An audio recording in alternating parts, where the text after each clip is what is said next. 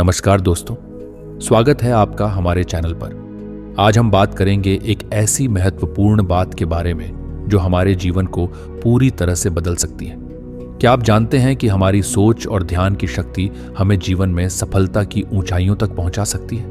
आज हम जानेंगे कुछ ऐसे सरल लेकिन प्रभावी तरीके जिनकी मदद से हम अपने मानसिक स्वास्थ्य को मजबूत बना सकते हैं और अपनी जीवन की दिशा को पूरी तरह से बदल सकते हैं। ध्यान और मानसिक शांति के ये तरीके न सिर्फ हमें शांत और संतुलित बनाते हैं, बल्कि हमारी जीवन शक्ति को भी जागृत करते हैं। तो अगर आप भी जानना चाहते हैं कि कैसे हम अपनी सोच को सुधार कर जीवन को बेहतर बना सकते हैं, तो इस वीडियो को अंत तक जरूर देखें। वीडियो शुरू करने से पहले अगर आपको हमारी इस यात्रा में कुछ नया सीखने को मिले तो चैनल को सब्सक्राइब और वीडियो को लाइक जरूर करें। अब बिना वक्त गवाए शुरू करते हैं आज के इस वीडियो को। दोस्तों, अगर हमारा मस्तिष्क खाली हो तो हम उसमें कुछ ऐसी चीजें डाल सकते हैं, कुछ ऐसे विचार डाल सकते हैं जिससे हम अपने मस्तिष्क की भाग दौड़ को शांत कर सकते हैं। जो विचारों का सैलाब हमारे मस्तिष्क में चलता रहता है, उन्हें हम बहुत अच्छी तरह रोक सकते हैं। और दोस्तों, अगर एक बार मस्तिष्क की भाग दौड़ रुक जाए तो फिर हम मस्तिष्क से जो चाहें वो करवा सकते हैं। इसीलिए अगर आप मस्तिष्क की भागदौड़ को शांत करवाना चाहते हैं तो इस वीडियो को आखिर तक जरूर देखिए। एक नगर में एक नौजवान युवक रहता था। उसका नाम विकास था। उसे एक समस्या थी और उसकी समस्या यह थी कि उसका मस्तिष्क हर समय भटकता रहता था। उसके मस्तिष्क में हर समय कोई ना कोई नकारात्मक विचार चलते रहते थे। उसके मस्तिष्क की भागदौड़ कभी शांत नहीं होती थी। वह जब भी कुछ सोचकर करता तो कुछ अलग ही कर देता। कभी वह अपने अतीत के बारे में सोचकर पछताता कि काश मैंने उस काम को उस समय कुछ ऐसा नहीं किया होता, या उस काम को वैसा कर दिया होता। या फिर वह अपने भविष्य के बारे में सोचता रहता और डरता रहता कि कहीं भविष्य में ऐसा हो गया तो क्या होगा, कहीं मैं असफल हो गया तो क्या होगा, अगर मुझसे कोई गलती हो गई तो लोग मेरा मजाक उड़ाना शुरू कर देंगे। और ऐसे ही कई सारे नकारात्मक और असफलता से भरे विचार उसके मस्तिष्क में आते रहते थे। विकास हमेशा ही अपने विचारों में खोया रहता। वह अपने विचारों से मुक्ति पाना चाहता था। विकास चाहता था कि उसके मस्तिष्क में कोई भी फालतू विचार कभी भी ना आए, लेकिन हर समय विचारों का सैलाब उसके मस्तिष्क में उठता ही रहता। इसीलिए जीवन में वह बहुत परेशान हो गया था। फिर एक दिन उसे किसी ने बताया कि यहाँ पास के ही जंगल में एक महान भिक्षु रहते हैं। उनके पास जाओ, वे तुम्हारी मानसिक समस्या का समाधान अवश्य कर देंगे। यह सुनकर विकास तुरंत ही महान भिक्षु के पास चला जाता है और अपनी सारी समस्या उन्हें बताता है। महान भिक्षु उसकी बातों को बड़े ही ध्यान से सुनते हैं और उसे कहते हैं, तुम मुझसे क्या जानना चाहते हो?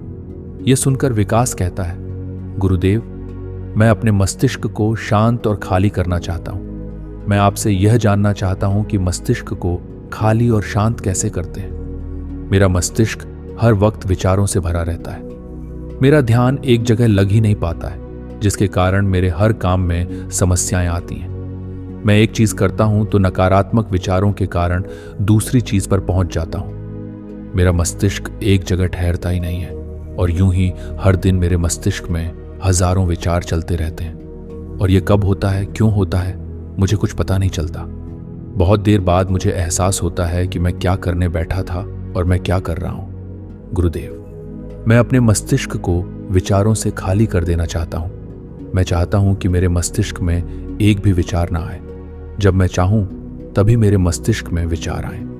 फिर बौद्ध भिक्षु ने कहा, किसी समस्या का समाधान तभी निकाला जाता है जब हम उस समस्या की जड़ तक पहुंच जाते हैं, समस्या को ठीक से समझते हैं और जानते हैं। आगे बौद्ध भिक्षु कहते हैं, जिस मस्तिष्क को तुम खाली करना चाहते हो, क्या तुमने उस मस्तिष्क को कभी भी थोड़ा बहुत भी समझा है, जाना है?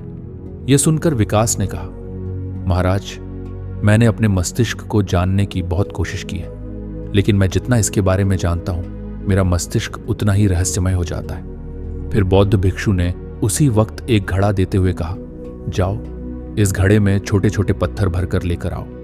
फिर वह युवक वहां से गया और छोटे छोटे पत्थर भरकर लेकर आया और उस घड़े को बौद्ध भिक्षु के पास रख दिया।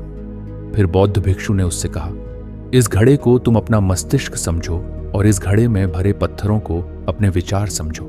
अब इस घड़े में और पत्थर डालो। उस युवक ने घड़े में और पत्थर डालना शुरू किया। क्योंकि घड़ा पहले से भरा हुआ था, पत्थर डालने के बाद बाकी सारे पत्थर नीचे गिरने लगे। फिर बौद्ध भिक्षु ने उससे कहा, रुको, जरा ध्यान से देखो। अब घड़े में पत्थर नहीं आ रहे हैं, बल्कि पत्थर नीचे गिर रहे हैं। क्योंकि यह एक घड़ा है, जो इसमें आ सकता था वह आ गया। अब इसमें और पत्थर नहीं आएंगे।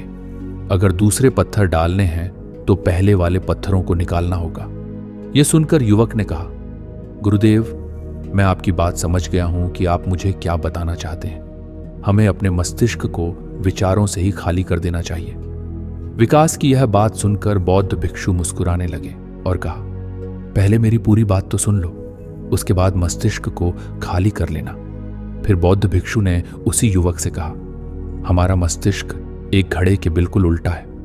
क्योंकि घड़े को तुम पत्थरों से भर सकते हो, लेकिन मस्तिष्क को विचारों से नहीं भर पाओगे, क्योंकि मस्तिष्क तो हमेशा खाली रहता है।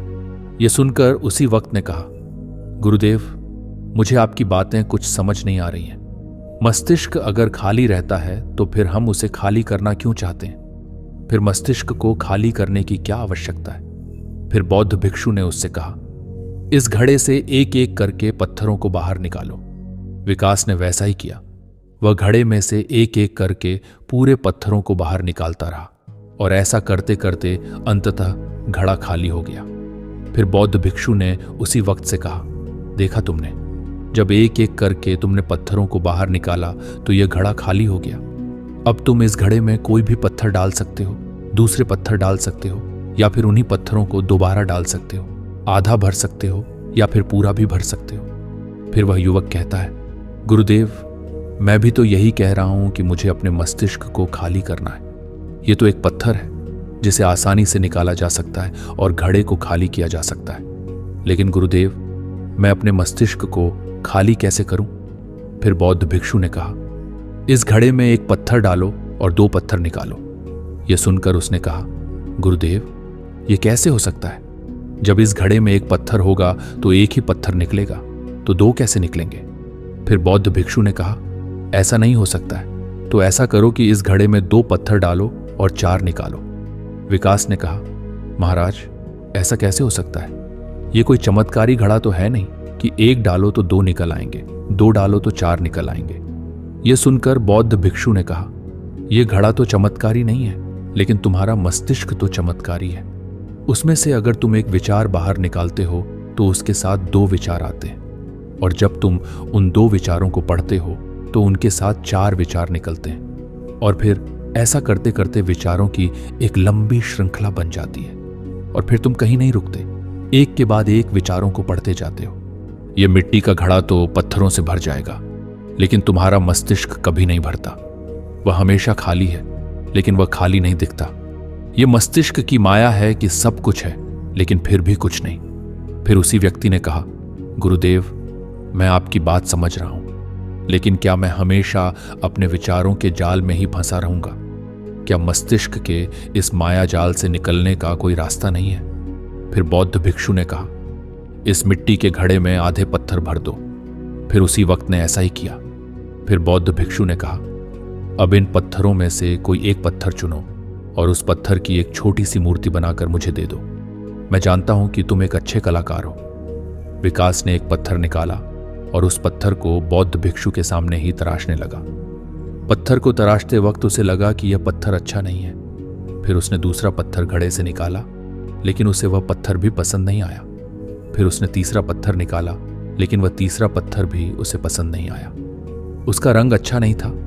ऐसा करते करते उसी वक्त ने सारे ही पत्थरों को बाहर निकाल दिया।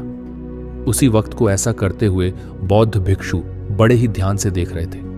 फिर बौद्ध भिक्षु ने उससे कहा, जो पत्थर तुमने सबसे पहले निकाला था, उसी पत्थर को यह समझकर तराशो कि इसके बाद तुम्हारे पास कोई और पत्थर नहीं है और यह एक ही पत्थर तुम्हारे पास है। फिर उसी वक्त ने, जैसा गुरुदेव ने कहा, उसी एक पत्थर को लेकर तराशना शुरू किया और उसने उस पत्थर से एक बहुत ही सुंदर मूर्ति बनाई और बौद्ध भिक्षु को भेंट की। उसने बौद्ध भिक्षु से कहा, गुरुदेव, इस पत्थर से इतनी सुंदर मूर्ति बन सकती थी, मैं यह सोच भी नहीं सकता था। उस युवक की बात सुनकर बौद्ध भिक्षु ने कहा, जब तुम्हारे पास और कोई दूसरा विकल्प नहीं होता है, तब हम उसी विकल्प में संपूर्ण ऊर्जा लगाते हैं और उसी को सबसे बेहतर बनाते हैं। और जब हमारे पास कई सारे विकल्प होते हैं तो हम पत्थर चुनते भी नहीं और मूर्ति बनती भी नहीं। हमारा मस्तिष्क भी एक विचार के पीछे हजारों विकल्प खोलकर रख देता है और एक मुख्य विचार को छोड़कर उन हजारों फालतू के विचारों में उलझकर हम रह जाते हैं। फिर विकास ने कहा, गुरुदेव, मैं आपकी बातों को बहुत अच्छे से समझ गया हूं, लेकिन अब मुझे क्या करना चाहिए? कृपया आप मेरा मार्गदर्शन करें। बौद्ध भिक्षु ने उससे कहा, मस्तिष्क को खाली करना और साफ करना एक दिन का काम नहीं है, यह बहुत लंबी प्रक्रिया है। तो क्या तुम इसके लिए तैयार हो? वह युवक कहता है, जी गुरुदेव, तैयार हूं, चाहे कितनी भी लंबी प्रक्रिया क्यों ना हो। फिर बौद्ध भिक्षु ने उससे कहा, मस्तिष्क को खाली करने और साफ रखने के 6 तरीके हैं। पहला तरीका है कि ऐसे लोगों का साथ छोड़ दो जो तुम्हें कमजोर, पिछड़ा हुआ और लक्ष्यहीन महसूस कराए। अक्सर हमारे आसपास ऐसे लोग होते ही हैं जो हमसे पद और धन में ऊपर होते हैं, और इसी पद और धन के घमंड में वे अपने नीचे के लोगों को कुछ भी नहीं समझते। इसीलिए ऐसे लोगों के पास रहना ही नहीं चाहिए। ऐसे लोग अपने से छोटे लोगों को हमेशा यही महसूस कराते हैं कि आप कितने छोटे हैं, और इसीलिए वे छोटे लोग अपने जीवन में कुछ बड़ा हासिल कर ही नहीं सकते। इसके अलावा कई बार हमारे मित्र और घर परिवार के सदस्य भी ऐसे होते हैं जो अक्सर हमें छोटा महसूस कराते हैं, हमें नीचा दिखाने की कोशिश करते हैं और लोगों के सामने हमारा मजाक बनाते हैं। तो ऐसे लोगों से जितना दूर हो सके उतना दूर रहो। ये लोग ऐसे होते हैं जो तुम्हारी नजरों से तुम्हारी गरिमा को दूर करके तुम्हें लक्ष्यहीन बनाते हैं, और फिर तुम्हें खुद की काबिलियत पर शक होना शुरू हो जाता है। तुम्हारे अंदर खुद के प्रति नकारात्मक भावनाएं आ जाती हैं, और ये नकारात्मक विचार तुम्हें मानसिक तनाव और चिंता की ओर ले जाते हैं। फिर बौद्ध भिक्षु दूसरा तरीका बताते हुए कहते हैं कि तुम बहुत ही कम और चुनिंदा लोगों को ही अपना मित्र बनाओ। ऐसे लोगों को ही अपना मित्र बनाओ जिनसे तुम कुछ सीख सकते हो, जिनकी तुम इज्जत कर सकते हो, जो तुम्हारी भावनाओं को समझ सके, जिनकी सोच तुमसे मेल खाती हो और जो जीवन में तुम्हें आगे बढ़ाने में सहायता करें। हमारे जीवन और चरित्र में हमारे माँ बाप के बाद हमारे मित्रों का ही सबसे ज्यादा योगदान होता है। इसीलिए मित्रों का सही होना भी बहुत आवश्यक है। ऐसा कहा भी जाता है कि तुम उन 5 लोगों का प्रतिबिंब हो जिनके साथ तुम सबसे ज्यादा वक्त बिताते हो।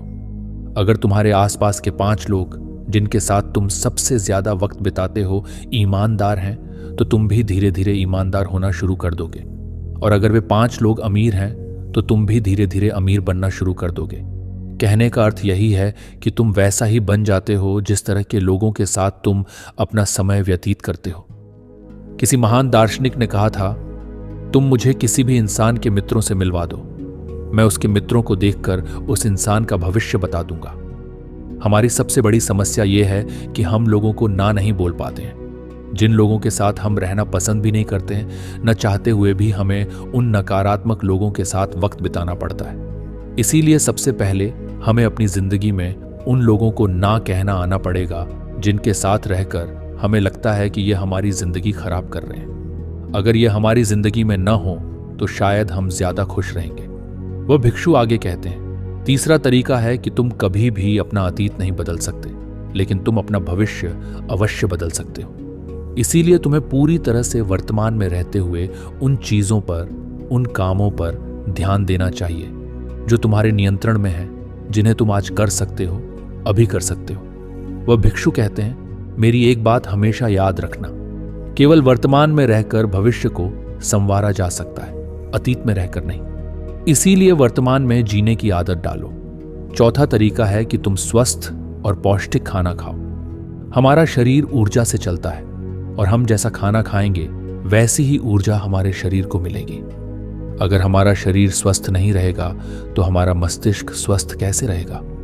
जब शरीर कमजोर और बीमार रहता है तो मस्तिष्क में कई सारे नकारात्मक विचार आते हैं, और स्वस्थ शरीर में स्वस्थ दिमाग का वास होता है। इसीलिए शरीर को स्वस्थ और मजबूत रखना हमारी जिम्मेदारी है। 5वां तरीका यह है कि रोज ध्यान करो। ध्यान करने का सबसे उपयुक्त समय सुबह या फिर रात को सोने से पहले होता है, लेकिन अगर तुम्हें ध्यान में गहरा जाना है तो सबसे उपयुक्त समय रात का ही होता है। रात में सोने से पहले ध्यान करने से नींद में भी सुधार होता है और बहुत गहरी नींद आती है। ध्यान करने के लिए तुम अपनी सांसों पर ध्यान केंद्रित कर सकते हो, या फिर तुम अपने मस्तिष्क में उठने वाले विचारों पर भी ध्यान केंद्रित कर सकते हो। मस्तिष्क में उठने वाले विचारों पर ध्यान केंद्रित करने से ध्यान करने वालों को ज्यादा फायदा होता है, क्योंकि इसमें आसानी से गहरे ध्यान में उतरा जा सकता है। अगर तुम ध्यान नहीं कर सकते हो तो रोज खुद के साथ अकेले में वक्त बिताओ। खुद के व्यवहार को समझो और देखने की कोशिश करो कि मस्तिष्क में किस तरह के विचार उठ रहे हैं और क्यों उठ रहे हैं। बहुत भिक्षु आगे बताते हुए कहते हैं, छठा तरीका है कि तुम नए नए जगह घूमने जा सकते हो, क्योंकि एक पुरानी कहावत है कि एक लंबी यात्रा आपको 100 किताबों के बराबर ज्ञान देती है। गौतम बुद्ध अपने जीवन काल में 9 महीने लगातार घूमते रहे। उनके भ्रमण करने का यही कारण था कि नए नए जगह जाने से ज्ञान की प्राप्ति के साथ साथ मस्तिष्क को एक नयापन भी प्राप्त होता है। नई जगह घूमने जाने पर हमारा मस्तिष्क उत्साहित रहता है। फिर बहुत भिक्षु कहते हैं, मस्तिष्क के जाल में कभी मत फंसो। मस्तिष्क को खाली करने की कोशिश मत करो। जीवन में ध्यान करना सीखो। अपने ध्यान को केंद्रित करो, अपने ध्यान में एकाग्रता लाओ और जीवन में जो कर रहे हो उसे पूरी मेहनत के साथ अंतिम समझकर करो। उस काम को ऐसे करो कि उसके बाद तुम्हें और कुछ नहीं करना है। और जब फिर दूसरे विचार पर कार्य करो तो बस उसी पर कार्य करो, किसी तीसरे विचार पर नहीं। मस्तिष्क के माया जाल से निकलना इतना आसान नहीं है, लेकिन ध्यान करने से सब कुछ पाया जा सकता है। तो दोस्तों, आज की इस कहानी से हमें यह सीखने को मिला कि हमारा मस्तिष्क और हमारी सोच कैसे हमारे जीवन को आकार देते हैं। ध्यान, आत्मनिरीक्षण और सही दिशा में केंद्रित ऊर्जा हमें मस्तिष्क के माया जाल से बाहर निकाल सकती है और जीवन को सकारात्मक बना सकती है। याद रखें, मानसिक शांति और ध्यान केवल अभ्यास से ही हासिल की जा सकती है। हमें अपने हर काम में पूरी मेहनत और एकाग्रता से जुड़ना चाहिए, क्योंकि यही जीवन में सफलता का मूल मंत्र है। अगर आपको इस कहानी से कुछ नया सीखने को मिला हो तो वीडियो को लाइक करें और अपने विचार हमें कमेंट सेक्शन में जरूर बताएं। साथ ही हमारे चैनल को सब्सक्राइब करना ना भूलें, क्योंकि ऐसे ही प्रेरणादायक और जीवन को बदलने वाले विषय हम आपके लिए लेकर आते रहते हैं। अगले वीडियो में हम फिर मिलेंगे एक नई सीख और नई प्रेरणा के साथ। तब तक के लिए ध्यान रखें, खुश रहें और जीवन को पूरे जोश और शांति के साथ जिएं। धन्यवाद।